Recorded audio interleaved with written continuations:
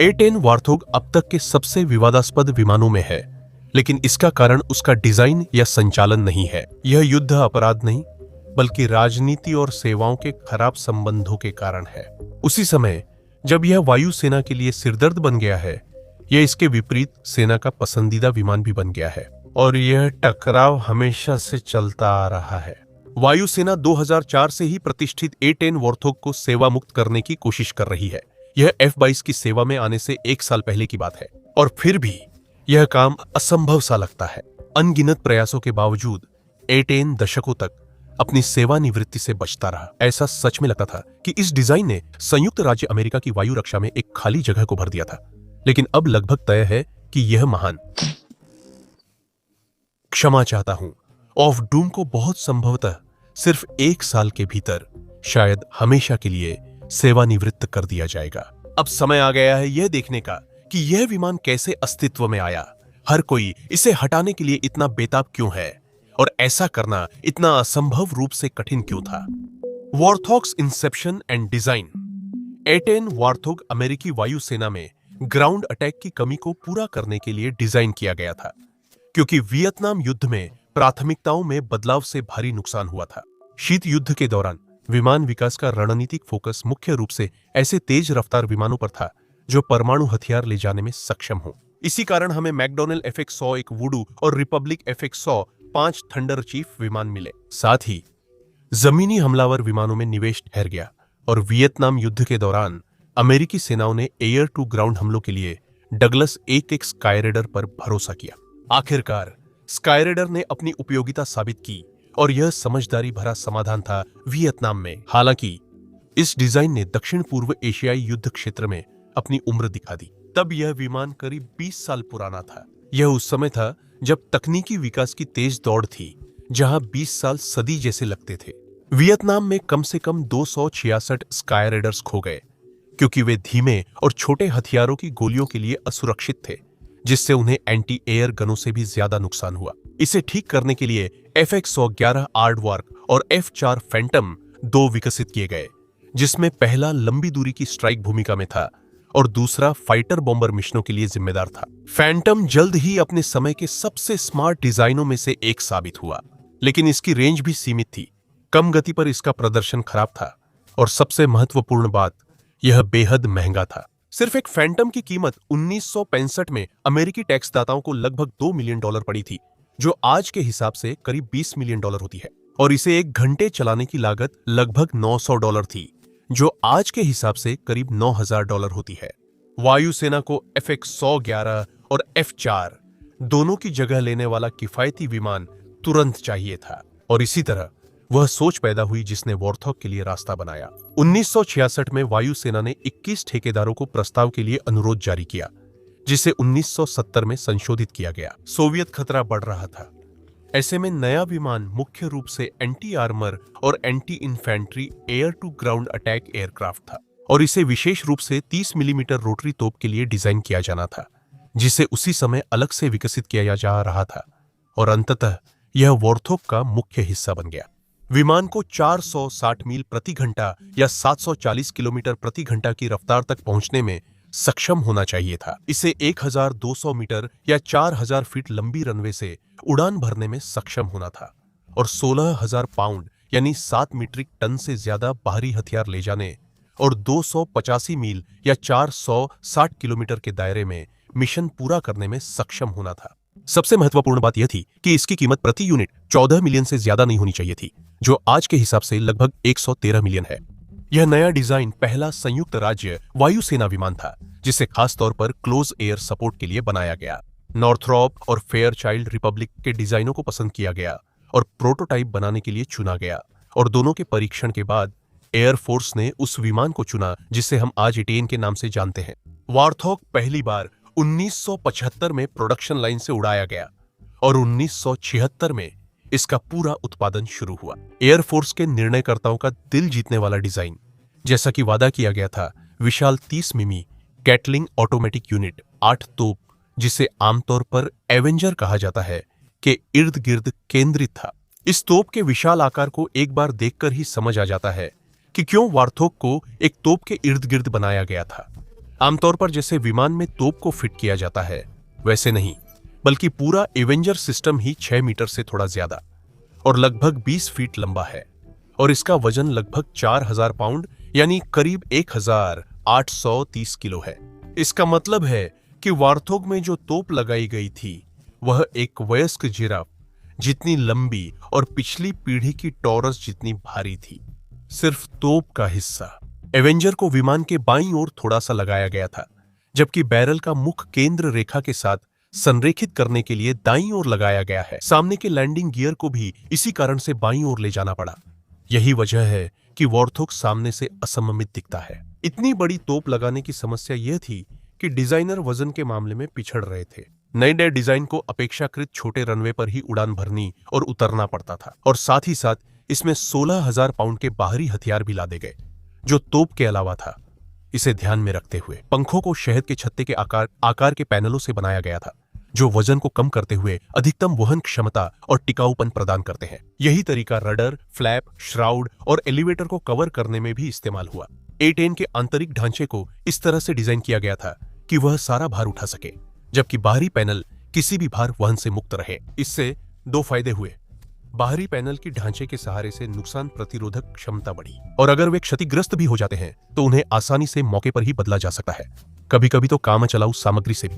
वार्थोग के बारे में सबसे दिलचस्प बात इसका फैलाव और इसकी लंबाई का अनुपात है। नवीनतम A10C की पंखों की चौड़ाई 57 फीट 6 इंच और नाक से पूंछ तक की लंबाई 53 फीट 4 इंच है। लगभग 50-50 अनुपात होने से यह विमान कम गति और ऊंचाई पर फुर्तीला होता है और इसी वजह से इसे नजदीकी युद्ध के लिए डिजाइन किया गया और यह बहुत छोटे रनवे से उड़ान भर सकता है और उतर सकता है। इसका श्रेय इसके उच्च स्तर के नियंत्रण को जाता है, जिससे इसे अग्रिम हवाई पट्टियों से तैनात करना आसान हो जाता है। वॉर्थॉग तो यहां तक कि एक सीधी साफ सड़क से भी अधिकतम हथियार भार के साथ उड़ान भर सकता है। यही फायदा है उन बेहद लंबे पंखों का। असल में पूरे विमान को लगभग अग्रिम मोर्चे की सेवा को ध्यान में रखते हुए डिजाइन किया गया था। इंजीनियर इसे साधारण उपकरणों से ठीक कर सकते हैं, ईंधन भर सकते हैं और हथियारों से लैस कर सकते हैं। वे ये सब इंजन चालू रहते भी कर सकते थे, क्योंकि इंजन काफी ऊंचाई पर लगे हैं और पंख काफी नीचे हैं। इसलिए किसी क्रू सदस्य के इंजन में खींच जाने की संभावना लगभग न के बराबर है। साथ ही इंजेस्टिव जीसस। इसके अलावा विमान के कई हिस्से पूरी तरह से उभयलिंगी हैं और इंजीनियर जरूरत पड़ने पर उनकी जगह बदल सकते हैं। यह इंजन और लैंडिंग गियर सहित अन्य हिस्सों पर भी लागू होता है। चूंकि विमान को नीची उड़ान भरने के लिए डिजाइन किया गया है, कभी कभी सिर्फ 1000 फीट या 300 मीटर की ऊंचाई तक, इसलिए यह स्वाभाविक रूप से गोलियों का शिकार होने की संभावना ज्यादा रखता है, जिस वजह से इसकी सुरक्षा को प्राथमिकता दी गई।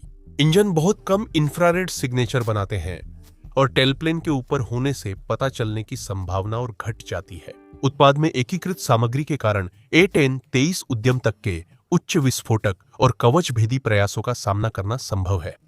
यह आधा पंख टूट जाने के बाद भी उड़ सकता है और यहां तक कि एक इंजन पूरी तरह से खराब हो जाने पर भी उड़ सकता है। अगर खिलाड़ी टारगेट नहीं घसीटते, अगर विमान पर गोली चलती है और हाइड्रोलिक सिस्टम फेल होता है, वार्थोग में पायलट के लिए मैकेनिकल बैकअप होता है। पायलट का कॉकपिट, जिसे बाथटब कहते हैं, टाइटेनियम आर्मर से बना है जो 23 मिलीमीटर गोलियां और 57 मिलीमीटर एंटी एयर शेल के टुकड़े रोक सकता है। A10 की सर्वाइवल क्षमता 2003 में बगदाद में परीक्षित हुई थी, जब तत्कालीन कप्तान और दिवंगत कर्नल किम कैंपबेल को एंटी एयरक्राफ्ट गोले से गोली लगी, जिससे हाइड्रोलिक सिस्टम खराब हो गया और एक इंजन बुरी तरह क्षतिग्रस्त हो गया। नुकसान के बाद भी कप्तान कैंपबेल ने विमान मैन्युअली चलाकर सुरक्षित उतारा। जहां तक हथियारों की बात है, हम एक बार फिर एवेंजर पर लौटते हैं। वॉर्थॉग का मुख्य हथियार और इसकी प्रसिद्ध ब्रूट प्रतिष्ठा एक साथ बैरल 30 मिलीमीटर की तोप है, जो प्रति मिनट 3900 राउंड फायर कर सकती है, करीब 4000 फीट या 1200 मीटर की दूरी पर, और इसकी प्रभावी रेंज लगभग 12000 फीट या 3600 मीटर है। वॉर्थॉग में आमतौर पर युद्ध सामग्री के रूप में 1150 राउंड होते हैं, जिन्हें वे छोटी छोटी बौछारों में दागते हैं और रास्ते में आने वाली लगभग सभी पैदल सेना और बख्तरबंद गाड़ियों को नष्ट कर देते हैं। तोप के अलावा वॉर्थॉग में air to ground missile 65 Maverick air to surface missile भी होती है। रेंज बेस्कॉम से ज्यादा है और यह तब सबसे कारगर समाधान है जब पायलट तोप के बहुत करीब नहीं जाना चाहता। A-10 को बमबारी अभियानों के लिए निर्देशित और गैर निर्देशित बमों की एक श्रृंखला से भी लैस किया जा सकता है। अगर इसे किसी दूसरे विमान से भिड़ना पड़े, जो बहुत कम होता है, तो इसमें 2 A-9 साइडवाइंडर मिसाइलें भी हैं।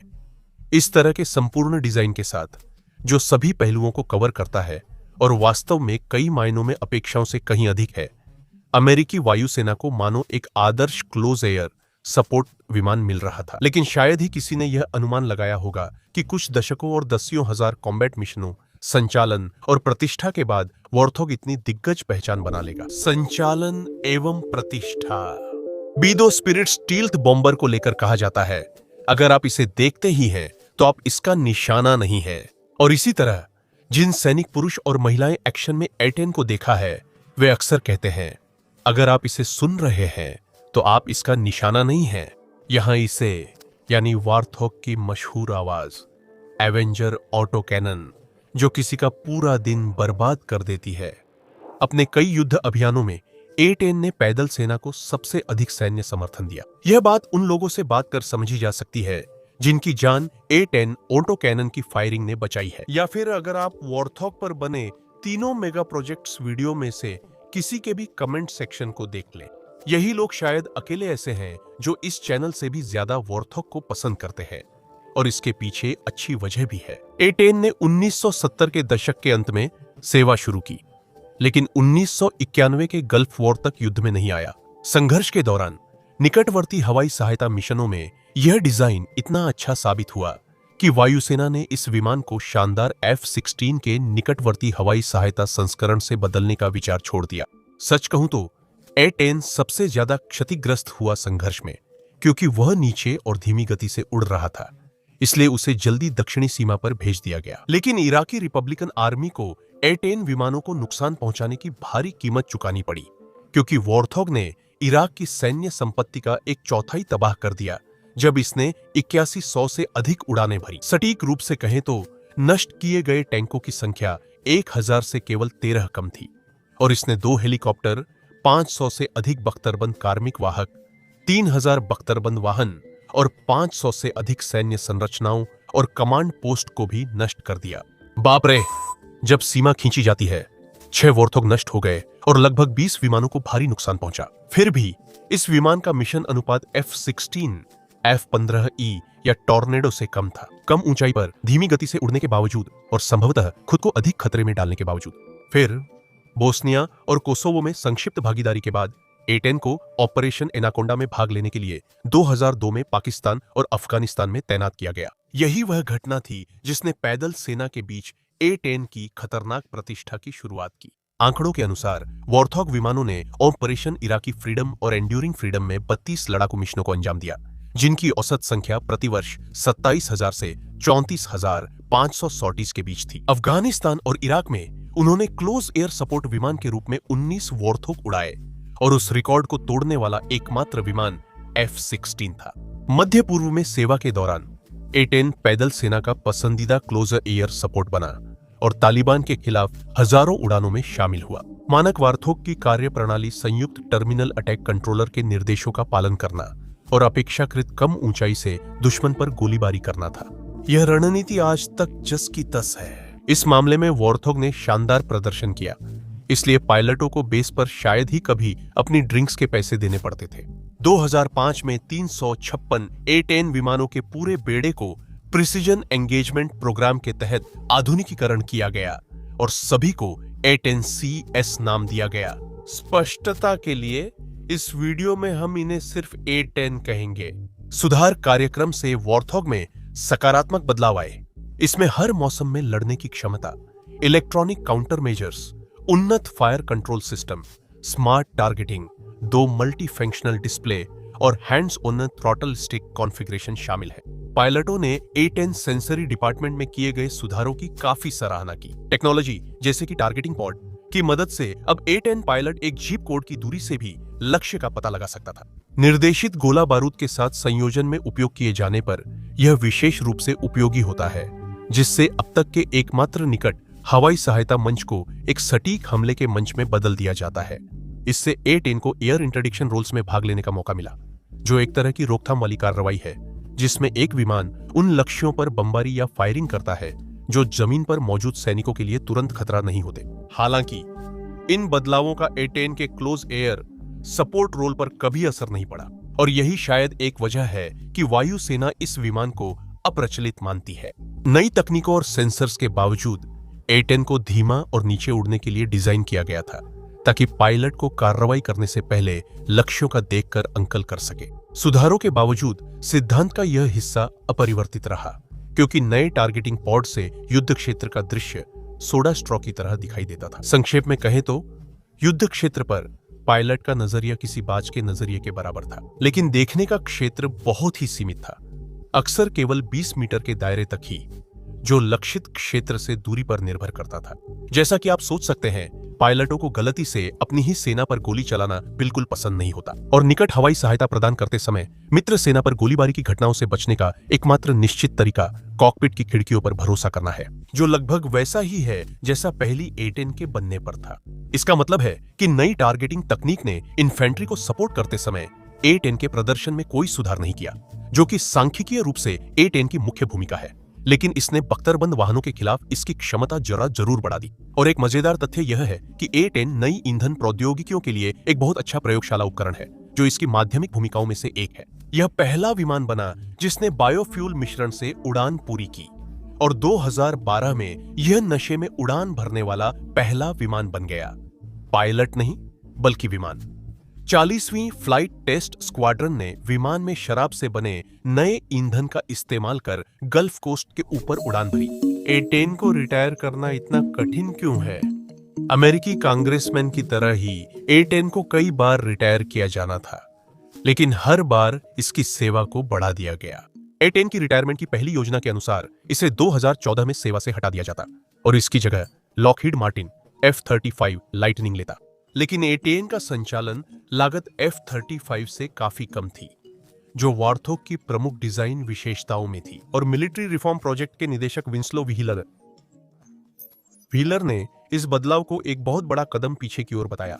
एक और समस्या युद्ध की तैयारी के रूप में सामने आई, क्योंकि A-10 की मरम्मत करना और उसे युद्ध के लिए तैयार करना बहुत जल्दी और आसान था। संभवतः बेहतर परिणाम मिलने के बावजूद F-35 को उसी भूमिका में नियोजित करना न केवल अधिक महंगा होगा, बल्कि इससे कार्यक्रम में अंतराल भी रह जाएगा, क्योंकि युद्ध के लिए तैयार होने में अधिक समय लगेगा और आमतौर पर उन्हें वॉर्थॉग्स की तुलना में अधिक रखरखाव की आवश्यकता होती है। उस समय सैन्य कमांडरों ने इस बहस में बहुत बड़ी भूमिका निभाई थी और आज भी निभा रहे हैं, क्योंकि उनमें से कई समर्थन का अनुरोध करते समय विशेष रूप से A-10 की मांग करते हैं। पहला कारण यह है कि यह सिद्ध समाधान है, दूसरा कि यह विमान बहुत प्रतिष्ठित हो चुका है कि कई सैनिक पुरुष और महिलाएं कहते हैं कि जो नैतिक बढ़ावा देता है ऑटो तोप की आवाज सुनकर उसे किसी चीज से प्रतिस्थापित नहीं किया जा सकता। इसके विपरीत जिन पर हमला होता है उनका मनोबल तेजी से गिरता है और अक्सर A-10 के कारण पीछे हटना पड़ता है।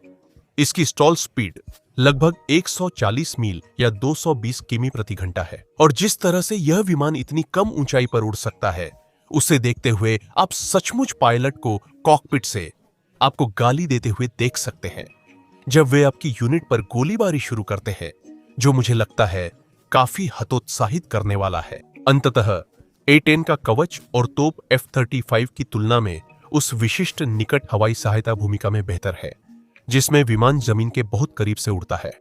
A-10 की सेवानिवृत्ति पर चर्चा 2015 तक बंद रही, जब यह मुद्दा फिर उठा। इस बार वायुसेना ने कहा 2015 से 2019 में उनकी सेवानिवृत्ति से करीब $37 अरब बच सकते हैं, और F-16, F-15E और F-35 जैसे निर्देशित गोला बारूद वाले विमानों के विकास की बदौलत वे अब उसी प्रभावशीलता के साथ निकट हवाई सहायता मिशन को अंजाम दे सकते हैं। वायुसेना ने आंकड़े दिए कि 2001 से 2015 में 80% क्लोज एयर कॉम्बैट मिशन इन्हीं विमानों ने पूरे किए, और चूंकि A-10 इलेक्ट्रॉनिक युद्ध में सक्षम नहीं था और उसमें गुप्त रहने की क्षमता भी नहीं थी, इसलिए वह अधिकाधिक असुरक्षित होता जा रहा था। सेना ने विमान की प्रतिष्ठा, मनोवैज्ञानिक प्रभाव और सीमित लॉजिस्टिक जरूरतें उजागर कर इसका जवाब दिया, जो इसके मुख्य आकर्षण है। इसके साथ ही यूक्रेन में रूस की संलिप्तता के जवाब में पूर्वी यूरोप में A-10 की तैनाती के कारण सेवानिवृत्ति की तारीख एक बार फिर आगे बढ़ा दी गई,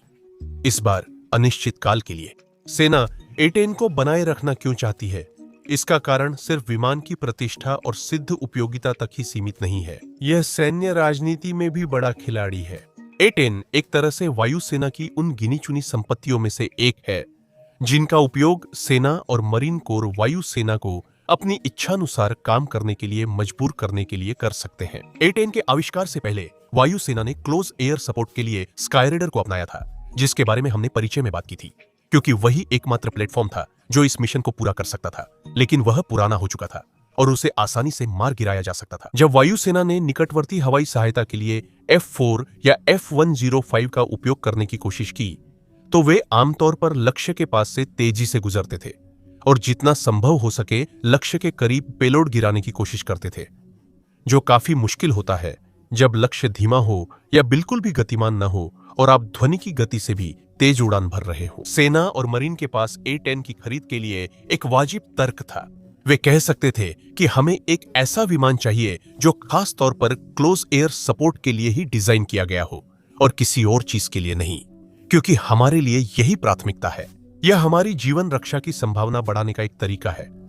तकनीकी प्रगति से ऐसा क्लोज एयर सपोर्ट अब पुराना हो रहा है, लेकिन सेना और मरीन कॉर्प्स दोनों ही A-10 को सक्रिय सेवा में बनाए रखना चाहते हैं, क्योंकि यह एक तरह से एयरफोर्स को ईमानदार बनाए रखने का एक साधन है। इसे क्लोज एयर सपोर्ट को ऐसी चीज के रूप में पुनर्परिभाषित करने से रोकना जो निर्णय लेने वालों की व्यक्तिगत महत्वाकांक्षाओं के लिए बेहतर हो, यह अंतर सेवा घर्षण का सबसे चरम उदाहरण है। एयरफोर्स नेतृत्व क्लोज एयर सपोर्ट देना नहीं चाहता या सेना को इसे खुद करने की अनुमति नहीं देना चाहता, और सेना एयरफोर्स पर दबाव डालने के लिए बेताब है। यह ठीक उसी तरह है जैसे 3 क्रिसमस पहले दादी ने आपको जो मोजे दिए थे और आप दावा करते हैं कि वे अभी भी ठीक हैं, सिर्फ इसलिए कि सेना के लिए वायुसेना की गतिविधियों को नियंत्रित करने का यही एकमात्र तरीका है।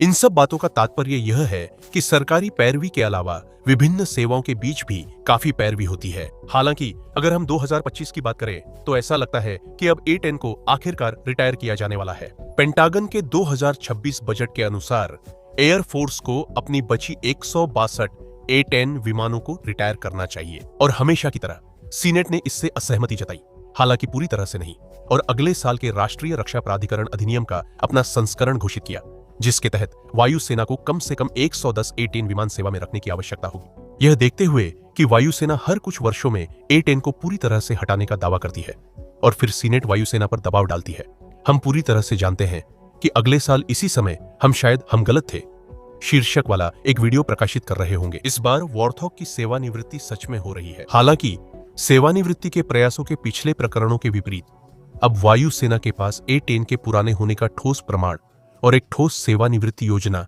दोनों मौजूद है। A-10 का समय अब गुजर चुका है। अगर हम A-10 को अलग नजरिए से देखें तो एयरफोर्स के पास कई वाजिब तर्क हैं। सबसे पहले, जिस पूरी सोच ने वॉर्थॉग को आज जैसा बनाया और जिसे हम जानते और पसंद करते हैं, वह अब बीते जमाने की बात हो गई है, क्योंकि यह पुराने युद्ध क्षेत्रों पर आधारित था और युद्ध क्षेत्र बदल चुके थे। 1970 के दशक में मार्क एक आईबॉल, यानी आपकी अपनी आंखों के लिए सैन्य नाम, सबसे अच्छा टारगेट पहचानने वाला सिस्टम था। इसीलिए ऐसा विमान डिजाइन करना सही था जो नीचे और धीरे उड़ सके और पायलट को फायरिंग का पर्याप्त समय मिले। आज हमारे पास टारगेटिंग पॉड्स हैं और पायलट किसी भी चीज पर झूम इन कर सकते हैं और आकाश में इतनी ऊंचाई से लक्ष्य का पता लगा सकते हैं कि किसी को पता भी नहीं चलता कि वे वहां हैं।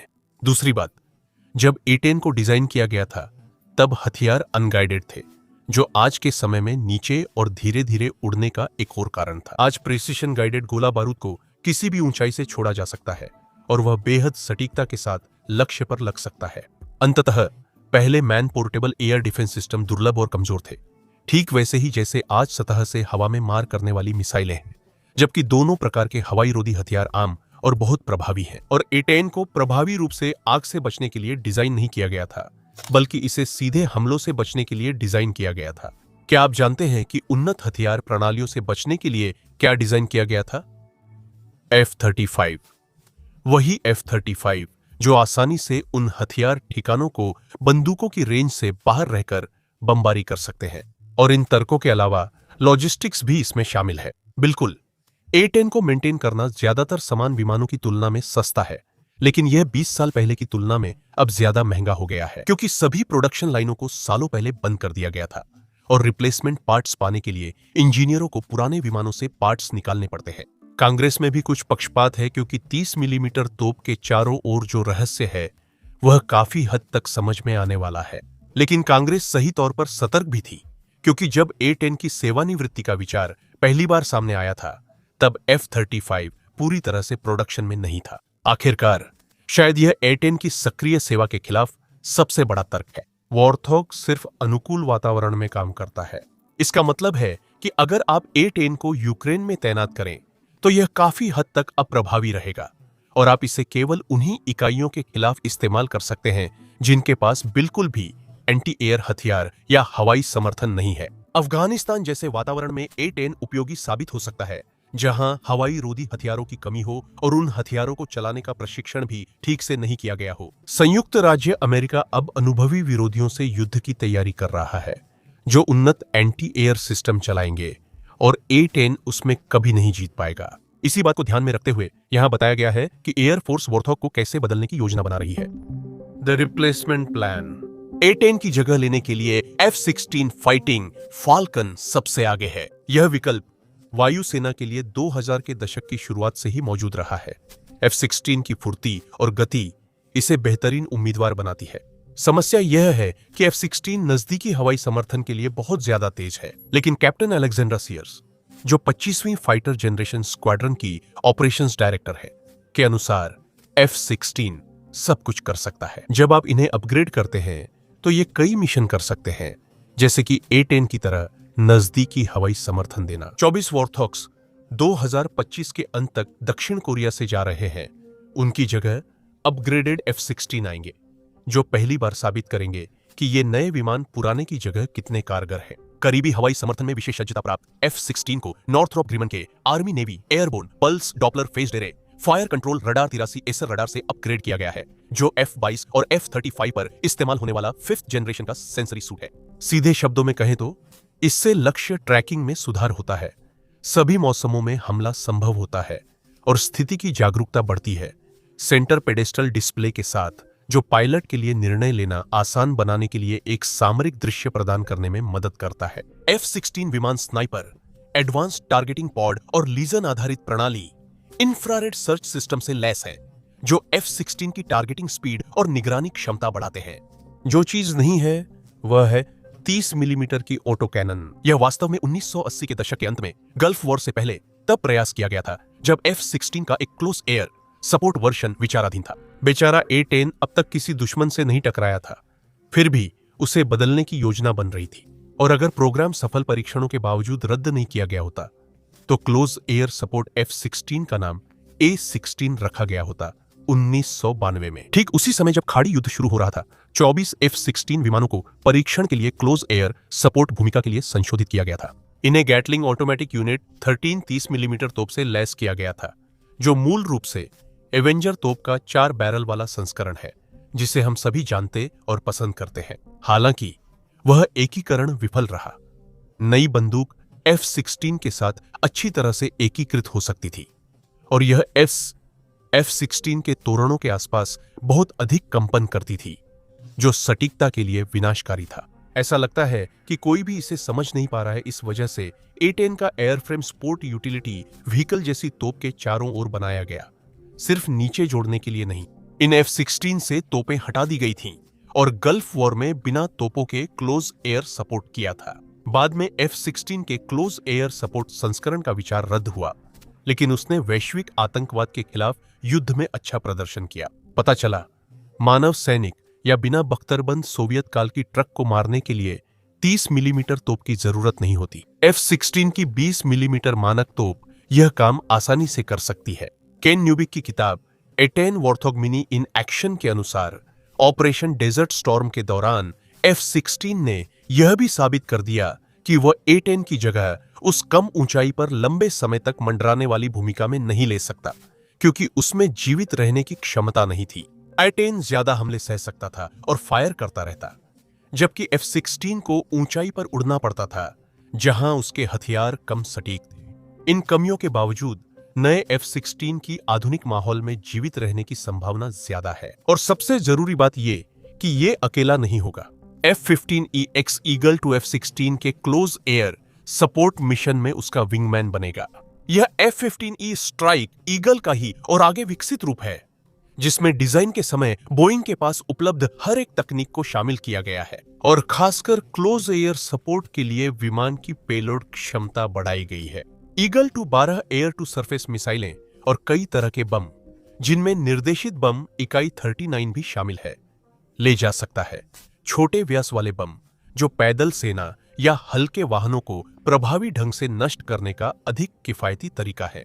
करीबी हवाई समर्थन की पहेली का आखिरी टुकड़ा F-35 है, जो वर्षों तक दूर रखे जाने के बाद आखिरकार इस भूमिका में आ गया है। यह विमान अधिकतर अत्यंत दूर से ही अपनी सेवाएं देगा, क्योंकि यह विमानन यूनाइटेड स्टेट्स शिप उद्यम है, जिसके सेंसर इतनी दूर से मिसाइलों की पहचान करने और उन्हें लक्ष्य तक पहुंचाने में सक्षम है कि दुश्मन की चेतावनी और निगरानी प्रणालियां कभी समझ ही नहीं पाती कि वह उनके हवाई क्षेत्र में भी है।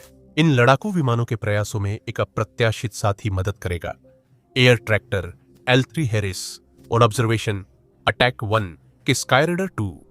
कमाल का नाम है दोस्तों, इसे स्काईवॉर्डन भी कहते हैं। आसान है, अगर पहली नजर में आपको ये मजाक लगे तो ये समझ में आता है। यह हल्का हमलावर विमान 1920 के दशक के कलाकार की भविष्य की विमान कल्पना जैसा लगता है। यह विशेष ऑपरेशंस की लड़ाई में इंटेलिजेंस, सर्विलांस, रिकॉनिसेंस और क्लोज एयर सपोर्ट के लिए बना है। स्काईवॉर्डन A-10 की तरह लगभग 105 मील या 170 किलोमीटर प्रति घंटा की रफ्तार तक धीमा हो सकता है बिना रुके, और इसकी रेंज भी शानदार है, लगभग 1500 मील या 2415 किलोमीटर।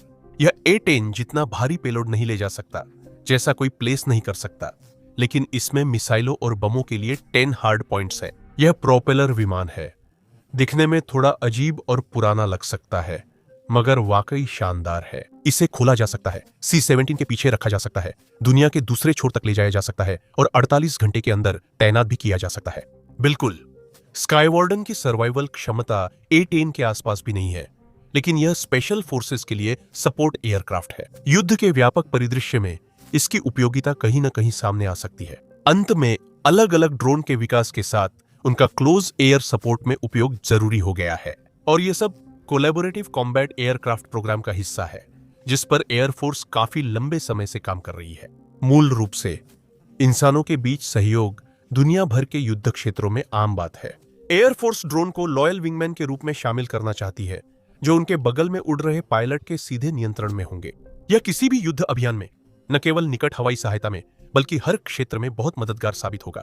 लेकिन अगर हम खास तौर पर इसी पर ध्यान दें और देखें कि यह A-10 की जगह लेने से कैसे जुड़ा है, तो ऐसा लगता है कि इन सभी अलग अलग मानवयुक्त विमानों और ड्रोन के हमले से कोई भी जमीनी सेना बच नहीं सकती।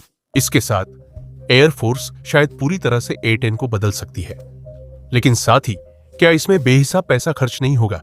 एक F-35 के निर्माण, संचालन और रखरखाव पर खर्च होने वाला पैसा दर्जनों A-10 विमानों को फंड कर सकता है। और जब आप इसे इस नजरिए से देखते हैं, तो आपको खुद से पूछना पड़ता है कि क्या वाकई ये सब कुछ इसके लायक है? यदि इसके लिए दशकों के विकास, अरबों डॉलर के खर्च, गोपनीय तकनीक और नेक्स्ट जनरेशन की हवाई वर्चस्व पहल के परिणाम स्वरूप बने बोइंग F-47 सहित उस तरह के सहयोगात्मक प्रयास की आवश्यकता होती है, यह सब 70 के दशक के एक कम ऊंचाई वाले हवाई सहायता विमान को बदलने के लिए आवश्यक है। शायद यह संकेत है कि A-10 अब भी आधुनिक युद्ध में अपनी भूमिका निभा सकता है, भले ही युद्ध क्षेत्र उतना समतल न हो जितना कि विमान के पहली बार डिजाइन किए जाने के समय था। देखने के लिए धन्यवाद।